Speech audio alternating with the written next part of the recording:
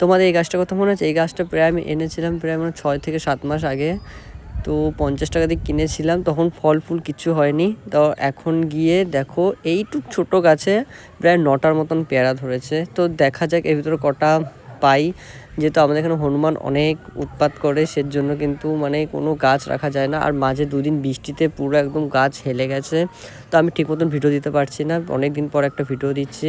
আর সব এখানে সব বালতি গাবলা সব একদম ঝড়ে একদম ফেলে দিচ্ছে। স্ট্যান্ডে সব রাখা থাকে, সেগুলো সব একদম কি পরে সেজন্য এখন স্ট্যান্ডে রাখিনি, এখন নর্মাল আছে।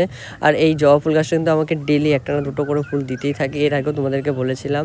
আর মাঝে যেহেতু শীতকালে আমি সূর্যমুখী ফুলের বীজ মানে ফুল লাগিয়েছিলাম, সেই বীজগুলো এখানে যে এখানে কতগুলো চারা বেরিয়ে গেছে। আর এই জবা ফুল গাছটা কিন্তু আমার নিজের হাতে বানানো, একটা বন্ধুর বাড়ি থেকে 2টো ডাল নিয়ে এসেছিলাম।